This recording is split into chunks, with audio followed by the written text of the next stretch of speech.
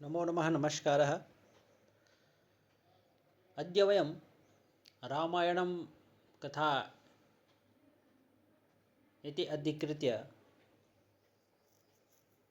अस्य संक्षिप्तकथां पठामः। आज हम रामायण कथा को लेकर इसके संक्षिप्त रूप को देखेंगे जो परीक्षा उपयोगी होंगे। ठीक है, क्योंकि रामायण, महाभारत, पुराण, कौटिल्य अर्थशास्त्र इत्यादि अन्य विषय भी लगे हैं जो प्रमुख रूप से हैं। ठीक है, इनसे भी पुराने पेपर से प्रश्न बने हुए हैं। ठीक है, ज़्यादा तो नहीं बने हैं लेकिन बने हुए प्रश्न बने हैं। तो चलिए फिर आज की वीडियो को प्रारंभ करते हैं।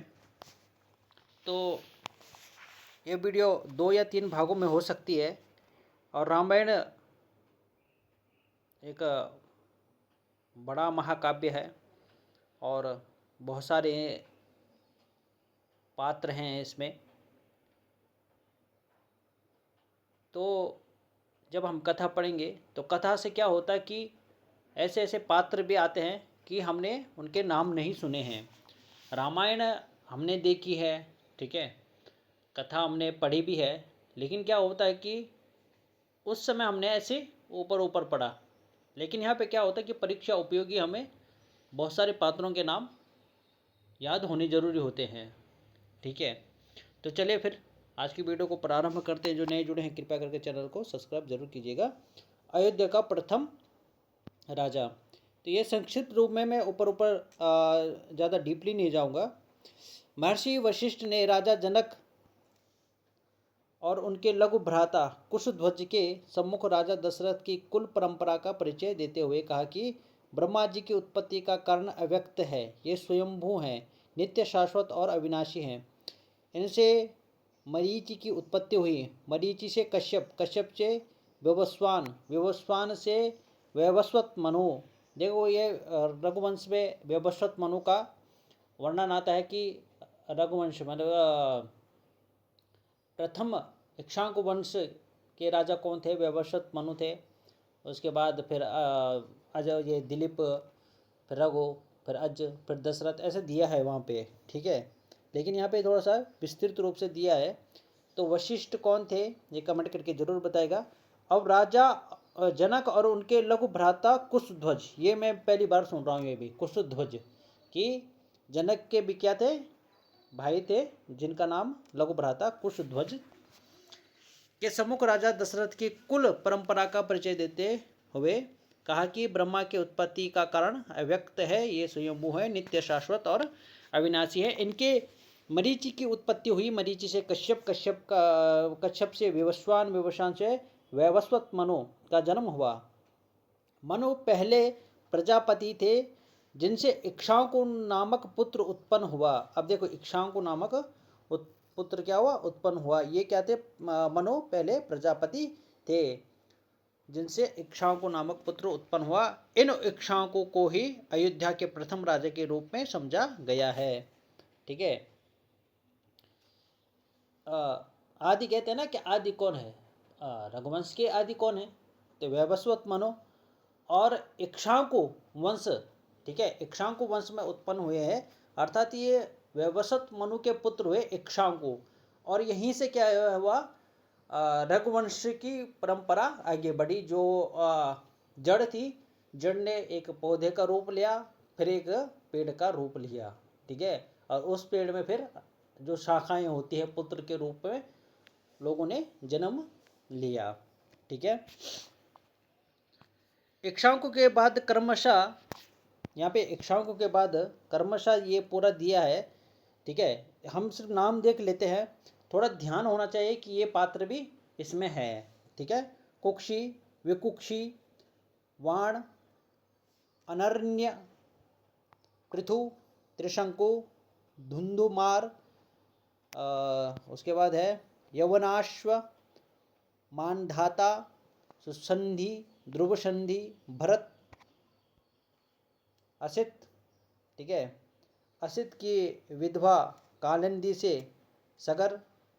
फिर उसके बाद है समंज, अंशुमान, दिलीप, भगीरथ, कुकुत्स्थ, रघु, प्रवृद्ध ये शाप से राक्षस हो गए थे। बाद में ये ही कलमांशपाद के नाम से प्रसिद्ध हुए। ठीक है, कौन? प्रवृद्ध। प्रवृद्ध क्या बने? राक्षस बने और बाद में कलमांशपाद के नाम से प्रसिद्ध हुए। उसके बाद है शंखड़, सुदर्शन, अग्निवर्ण, शीघ्रग, मरु, प्रशुस्रक। उसके बाद है आपका अम्बरीश, नहुष, ययाति, नाभाग तथा अज। और अज से ही दशरथ का जन्म हुआ। अब देखिए यहाँ से इनको याद नहीं करना, पे ध्यान रखना कि हाँ ये नाम आए हुए हैं। जैसे अपन ध्यान रहता है ना कि हाँ यार ये सुना है मैंने, इस प्रकार से ध्यान रखना है इनको। ठीक है, लेकिन ये जरूर रखना इक्ष्वाकु किसके पुत्र थे? वैवस्वत मनु के पुत्र थे। उसके बाद दिलीप जो आया हुआ है रघु, उसके बाद अज के पुत्र दशरथ, दशरथ से फिर आगे चार पुत्र दशरथ के चार पुत्र हुए, राम लक्ष्मण, राम भरत लक्ष्मण शत्रुघ्न।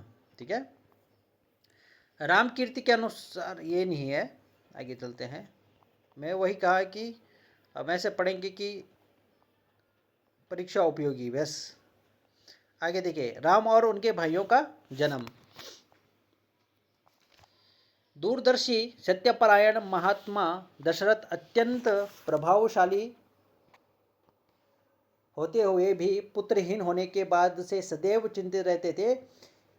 इनके कौशल्या, कैकेयी या सुमित्रा नाम की 3 पत्नियां थी। याद रखिए, दशरथ की कितनी पत्नियां थी? 3 पत्नियां थी। कौशल्या, कैकेयी और सुमित्रा नाम की 3 रानियां थी। अब ये आता है प्रश्न, ऐसा आता है कि राम की माता का नाम क्या था? लक्ष्मण शत्रुघ्न की माता का नाम क्या था? या भरत की माता का नाम क्या था? ठीक है, किंतु वंश के आगे चलाने के लिए किसी से भी उनके कोई पुत्र नहीं था। ठीक है, कि किंतु वंश को आगे चलाने के लिए किसी से भी उनकी कोई संतान नहीं हुई। ठीक है, इस पर बहुत अधिक चिंतन करते करते एक दिन उनके मन में विचार आया कि पुत्र प्राप्ति के लिए अश्वमेध यज्ञ का अनुष्ठान किया जाए। देखो, ये अश्वमेध यज्ञ का अनुष्ठान किया जाए। उस पर मंत्रणा करने के लिए उन्होंने वेद विद्या में पारंगत मुनियों सुयज्ञ, वामदेव, जाबाली, काश्यप तथा कुलपुरोहित वशिष्ठ जी तथा अन्य श्रेष्ठ ब्राह्मणों को बुलवाया। अब इन्होंने पुत्र प्राप्ति के लिए, ठीक है, अश्वमेध यज्ञ का अनुष्ठान किया, जिसमें सुयज्ञ, अब जो कौन कौन से मुनि थे इसमें, तो सुयज्ञ, वामदेव, जाबाली, काश्यप तथा कुलपुरोहित वशिष्ठ जी शामिल थे। सभी ब्राह्मणों ने उनके अश्वमेध करने के विचार की प्रशंसा की और ऐसा करने के लिए उन्होंने आश्वस्त किया। साथ ही अश्वमेध की तैयारी करने के लिए कहा। फिर वे राजा को बधाई देते हुए उनकी आज्ञा लेकर चले गए। तो अब जब कोई पूजा करता है घर में, तो हम पहले ब्राह्मण से विचार करते हैं भाई किस मुहूर्त में, किस समय कोई भी शुभ कार्य करना है। ठीक है, तो वो बताते हैं ये है अपने ये पंचांग में देखकर पूरा विवरण देखकर बताते हैं कि इस दिन को विवाह होगा, इस दिन नामकरण होगा, इस दिन सगाई होगी, इस प्रकार से बताते हैं। ठीक है, उसके बाद वो आपके एक पूरे लिस्ट देते थे, ऐसे कीजिए आप ये सामान मंगाइए, तब उस मुहूर्त को आपका शुभ कार्य हो जाएगा। ठीक है, यहाँ पे भी ऐसी ही मंत्रणा की उन्होंने, और बाद में वो राजा दशरथ से आज्ञा लेकर चले गए कि आप ऐसे कीजिए, ये जो व्यवस्था हो जाएगी जब, तब हम आ जाएंगे। मुनियों के जाने के बाद मंत्री सुमंत्र ने, अब देखो यहाँ पे मंत्री जो है कौन थे, याद रखिएगा, जो यहाँ पे मैं नोट वो कर रहा हूँ आपका। तो मंत्री सुमंत्र ने राजा दशरथ से एकांत में अश्वमेध यज्ञ के लिए मुनि कुमार ऋष्यशृंग को बुलाने का निवेदन किया। अब देखो ये किसको बुलाने का निवेदन किया? मुनि कुमार ऋष्यशृंग को बुलाने का। अब याद रखिएगा, ये आगे जाकर एक प्रमुख एक को निभाते हैं। ठीक है, पात्र निभाते हैं। बुलवाने का निवेदन किया और उनसे प्रार्थना की वे ऋषि को स्वयं बुलाकर लाएं। उनकी प्रार्थना का सम्मान करते हुए राजा स्वयं ऋष्यशृंग को उनकी पत्नी शांता सहित अंग देश से अयोध्या में बुलाकर लाए। ठीक है, अब यहाँ पे याद रखिएगा, ठीक है, ऋषि श्रृंग और इनकी पत्नी कौन थी? शांता। और मंत्री कौन हुए? सुमंत्र हुए। और किस देश से बुलाया? अंग देश से। ठीक है, किस देश से बुलाया? अंग देश से। ठीक है, अंग देश से अयोध्या बुलाकर लाए। ऋष्यशृंग के नेतृत्व में वशिष्ठ ऋषि आदि सभी श्रेष्ठ ब्राह्मणों ने सरयू नदी के तट पर तैयार की गई यज्ञ भूमि में शास्त्रोक्त विधि के अनुसार पुत्रेष्टि यज्ञ आरंभ किया। वहाँ पे अश्वमेध यज्ञ था, पुत्रेष्टि यज्ञ, अश्वमेध यज्ञ का अनुष्ठान किया। यहाँ पे ये देखना पड़ेगा, यहाँ पे उन्होंने अश्वमेध यज्ञ दिया है कि पुत्रेष्टि, वैसे पुत्रेष्टि यज्ञ क्या था उन्होंने?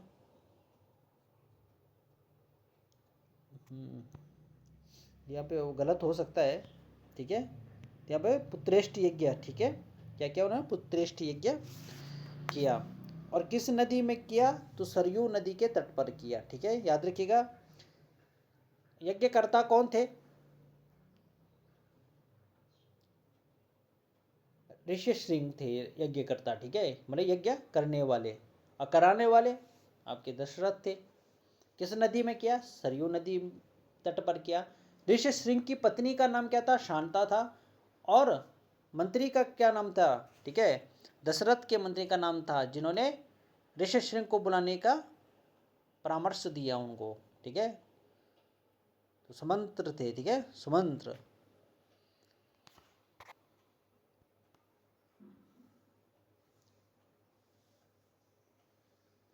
अवध नरेश ने अपनी पत्नियों के साथ यज्ञ की दीक्षा ली। देवता, सिद्ध, गंधर्व और महिषीगण अपना अपना भाग लेने के लिए उस यज्ञ स्थल पर एकत्रित थे। उसी समय देवताओं ने ब्रह्मा जी से रावण के अत्याचारों से संसार को मुक्त कराने के लिए कोई युक्ति सुझाने का निवेदन किया। ब्रह्मा जी ने देवताओं को बताया कि रावण ने उनसे देवता, गंधर्व, यक्ष तथा राक्षसों से न मारे जाने का वरदान मांगा है। ठीक है, अवध नरेश भी कहते हैं मांगा था। मनुष्य को तुच्छ समझने के कारण उससे अवध्य होने का नहीं, इसलिए अब मनुष्य के द्वारा है उसका वध होगा। ठीक है, अब उसने यह वर मांगा था कि भाई कोई देवता, राक्षस, गंधर्व इत्यादि जो भी हैं, मैं उनसे न मरूं, सिर्फ मनुष्य को छोड़, मनुष्य और वानर को छोड़कर। ठीक है, ऐसा कहा था। उससे अवैध होने का नहीं, इसलिए अब मनुष्य के द्वारा ही उसका वध होगा। तभी भगवान विष्णु जी भी वहाँ आ गए। देवताओं ने उनसे प्रार्थना की, आप धर्मज्ञ, उदार और तेजस्वी राजा दशरथ की तीनों रानियों के गर्भ से अपने 4 स्वरूप बनाकर पुत्र रूप में अवतार ग्रहण कीजिए। इस प्रकार मनुष्य रूप में प्रकट होकर आप संसार के लिए कंटक रूप रावण का समर भूमि में वध कर दीजिए। अब इस प्रकार से उन्होंने कहा। ठीक है, ये प्रार्थना पूरी यहाँ पे विष्णु भगवान ने सुनी, और इस तत्पश्चात उन्होंने अपने चारों जो स्वरूप थे उनके, ठीक है,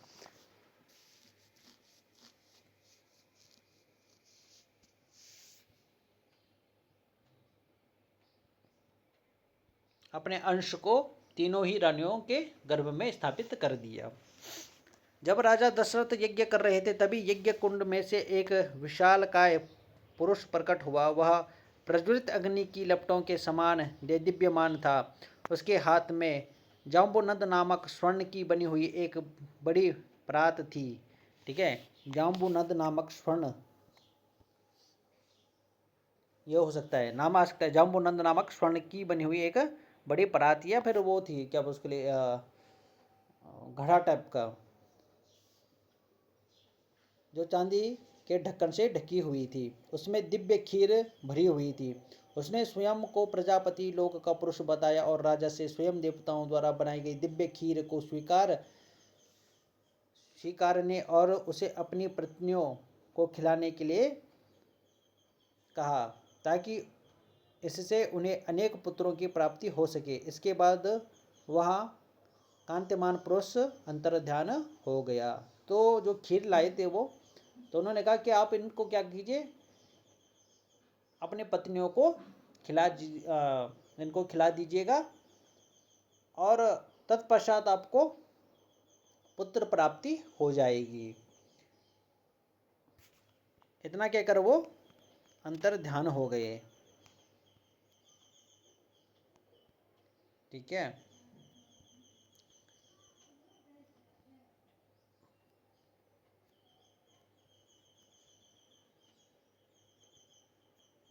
कुछ प्रश्न बन रहे हैं यहाँ पे। प्रश्न तो नहीं, वैसे उतना तो नहीं है। चलो आगे चलते हैं। राजा ने उस पुरुष की बात को मानते हुए उस खीर का आधा भाग कौशल्या को दे दिया, फिर बचे हुए आधे का आधा भाग सुमित्रा को दे दिया। उन दोनों को देने के बाद जितनी खीर बची थी उसका आधा भाग कैकेयी को अर्पित किया। अब यहाँ पे देखिए होता कैसा है। यहाँ पे ये आपने कथा तो सुनी होगी वैसे। तो ये अब ये क्या करते हैं, ये सुमित्रा और नहीं कैकेयी, कौशल्या कैकेयी,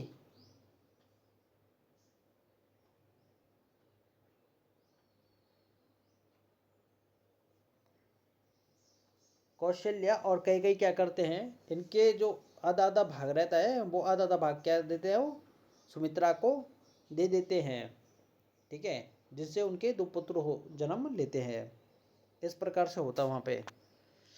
यहाँ पे कैसे दे रखा है कि राजा ने उस पुरुष की बात को मानते हुए उस खीर का आधा भाग कौशल्या को दे दिया, फिर बचे हुए आधे का आधा भाग सुमित्रा को दे दिया। उन दोनों को देने के बाद जितनी खीर बची थी उसका आधा भाग कैकेयी को अर्पित किया और अवशिष्ट खीर को कुछ सोचकर पुनः सुमित्रा को दे दिया। ठीक है, यहाँ पे ऐसा कहा है। यज्ञ समाप्ति के बाद 6 ऋतुओं के बीत जाने पर चैत्र के शुक्ल पक्ष की नवमी तिथि को पुनर्वसु नक्षत्र एवं कर्क लग्न में कौशल्या ने दिव्य लक्षणों से युक्त सर्वलोक वंदित जगदीश्वर श्री राम को जन्म दिया। अब यहाँ पे राम जी का जन्म चैत्र के शुक्ल पक्ष की नवमी तिथि। ठीक है, ये प्रश्न आ सकता है जन्म कब हुआ, तो चैत्र के शुक्ल पक्ष की नवमी तिथि को पुनर्वसु नक्षत्र एवं कर्क लग्न में। ठीक है, नक्षत्र कौन था, पुनर्वसु नक्षत्र था, कर्क लग्न था। और पक्ष कौन था, शुक्ल पक्ष था, तिथि नवमी तिथि थी। और हिंदी में महीना कौन सा, चैत्र। चैत्र माह के शुक्ल पक्ष की नवमी तिथि को पुनर्वसु नक्षत्र का कर्क लगन। ये आपको बस ध्यान रखना इतना। राम का जन्म हुआ। उसके बाद अन्य अन्य भरतों का भी जन्म हुआ, ये देख लेते हैं। कैकेयी ने सत्यवादी पराक्रमी भरत को जन्म और सुमित्रा ने लक्ष्मण और शत्रुघ्न को जन्म दिया। ये आता है प्रश्न कि सुमित्रा के कौन से दो पुत्र थे, तो लक्ष्मण शत्रुघ्न थे और भरत की माता का नाम कैकेयी था। ठीक है,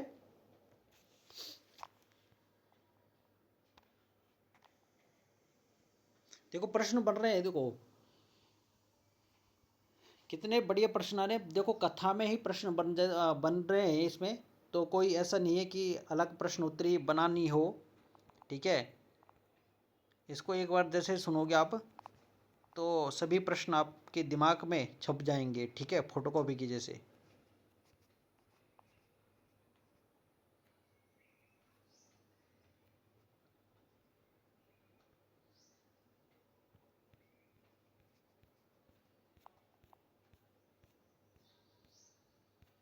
एक मिनट है ऊपर। अच्छा, राम कीर्ति के अनुसार ये अलग अलग दे रखा है इन्होंने, इसलिए थोड़ा सा क्या हो रहा है, दिक्कत हो जा रही है। फिर अभी वाल्मीकि जी का देखना है हमको, वाल्मीकि जी का देखना है ना। हाँ, अब यहाँ से देखिए, जब विश्रवा के, अब यहाँ पे होता है कि लंका तथा रावण द्वारा उसकी प्राप्ति। ठीक है, जब विश्रवा के पुत्र वैश्रवण का जन्म हुआ तो पितामह पुलुत्स्य को बहुत प्रसन्नता हुई, क्योंकि वे दिव्य दृष्टि से देख चुके थे कि यह बालक संसार के लिए कल्याणकारी होगा और आगे चलकर धनाध्यक्ष होगा। बड़े होने पर वैश्रवण ने घोर तपस्या की, जिससे संतुष्ट होकर ब्रह्मा जी ने उसे यम, इंद्र और वरुण के बाद चौथा लोकपाल बनाने और अक्षय निधियों का स्वामी कुबेर बनाने का वरदान दिया। अब यहाँ पे देखिए कुबेर, कुबेर का भी यहाँ पे वो है। तो कौन थे? जब विश्रवा, ठीक है, विश्रवा के पुत्र वैश्रवण हुए। ये प्रश्न आ सकता है कि विश्रवा के पुत्र कौन थे? वैश्रवण। वैश्रवण का जन्म हुआ तो पितामह पुलस्त्य, ठीक है, पुलस्त्य पितामह हुए, ठीक है। किसके? वैश्रवण के पितामह कौन थे? पुलस्त्य, ठीक है। या फिर विश्रवा के पिता कौन थे? पुलस्त्य। और आगे जाकर वैश्रवण क्या हुआ? कुबेर। इन्होंने तपस्या की, ठीक है। यहाँ पे दिया है ना कि वैश्रवण ने घोर तपस्या की, जिससे संतुष्ट होकर ब्रह्मा जी ने उसे यम, इंद्र और वरुण के बाद चौथा लोकपाल बनाने और अक्षय निधियों का स्वामी कुबेर बनाने का वरदान दिया। यहीं से वैश्रवण का नाम कुबेर हुआ। ये देखो, ये प्रश्न बन गया है। यम, इंद्र और वरुण के बाद चौथा लोकपाल कौन बना? तो वैश्रवण, जिसका नाम कुबेर हुआ, ठीक है। यम, इंद्र और वरुण के बाद।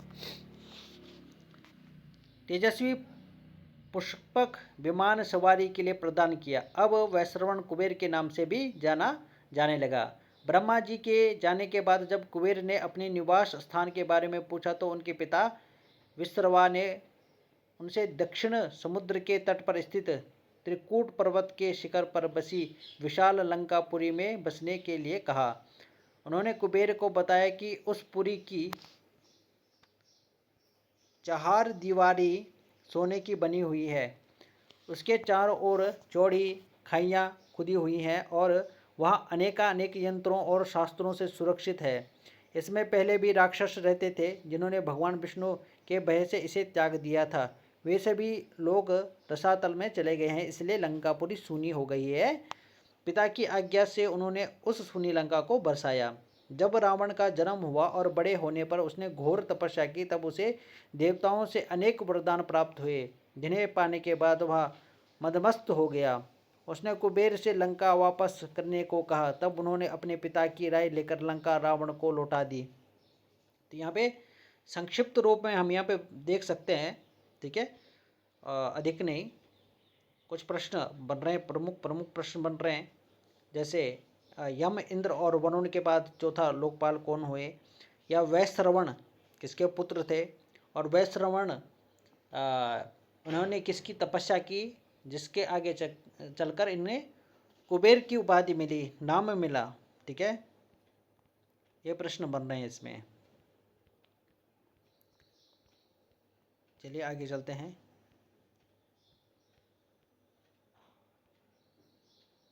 गौतम मुनि और अहिल्या प्रसंग, ये सब एक दूसरे से जुड़े हुए हैं। विश्वामित्र के साथ जाते समय जब राम ने एक सुनसान आश्रम देखा तो उन्होंने ऋषि से उसके सूनेपन का कारण जानना चाहा। इस बारे में बताते हुए ऋषि ने कहा कि यह महात्मा गौतम का आश्रम था, ठीक है। गौतम ऋषि कौन थे?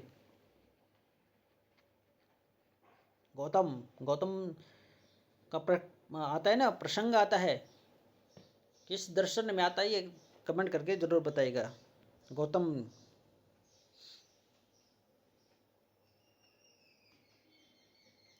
षड दर्शनों में, जिसमें वे अपनी पत्नी के साथ रहते हुए तपस्या करते थे। एक दिन इंद्र ने गौतम ऋषि का वेश धारण कर उनकी पत्नी के साथ समागम करने की इच्छा व्यक्त की। इंद्र को पहचान लेने पर भी उस दुर्बुद्धि नारी ने सुखद आश्चर्य से सोचा, अहो देवराज इंद्र मुझे चाहते हैं।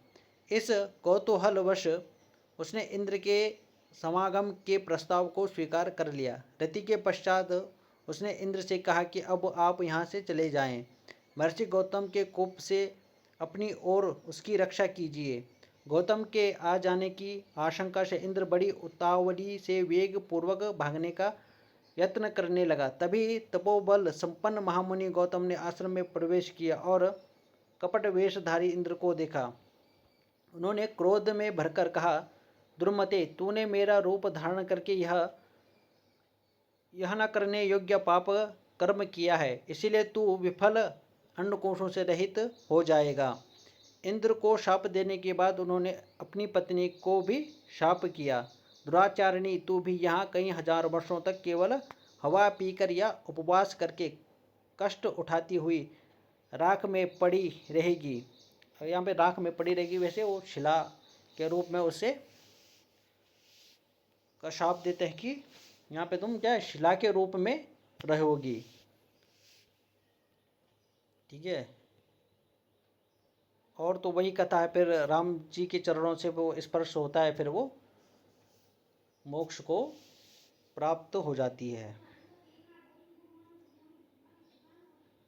अब यहाँ पे देखिए दिया भी है, अहिल्या के बारे में यह सुनकर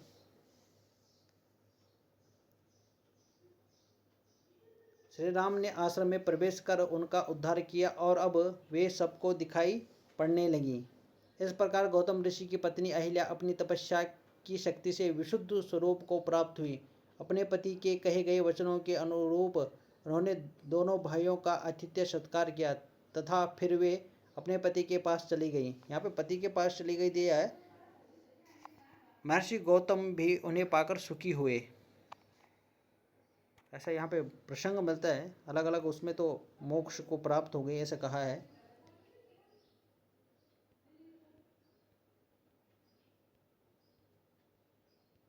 यहाँ पे देख सकते हैं आप, बहुत सारे प्रश्न बन रहे हैं यहाँ पे। ठीक है, तो राम लक्ष्मण किसके साथ गए थे?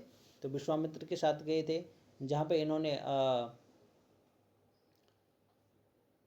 यज्ञ रक्षा के लिए, ठीक है, क्योंकि राक्षस क्या करते थे, ये जब विश्वामित्र अन्य ऋषि मुनि यज्ञ करते थे तो वहाँ पे आकर ये उसको विध्वंस कर देते थे, या फिर उसमें मांस इत्यादि रक्त डालकर उसे उस यज्ञ को दूषित कर देते थे। इस कारण से विश्वामित्र राम जी के पास आए और दशरथ जी के पास आए और वहाँ उनसे प्रार्थना की कि आप ऐसे कीजिए, अपने ये जो दिव्य ये दो कुमार हैं आपके, राम और लक्ष्मण, इन्हें मेरे साथ भेज दीजिए और कुछ समय के लिए ऐसा समझ लीजिए कि आपने पुत्र त्याग कर लिया हो। ठीक है, और तब यहीं से क्या होता, फिर कथा प्रारंभ होती है। यहाँ पे बहुत सारे ये राक्षसों का वध करके जनकपुरी जाते हैं। जनक में फिर सीता का स्वयंवर होता है, वहाँ पे फिर शिव का जो धनुष होता है उसमें प्रत्यंजय चढ़ाते हैं, फिर सीता विवाह होता है। ये घटना क्रम क्रम से होती जाती रहती है, क्रमानुसार घटित होती जाती है।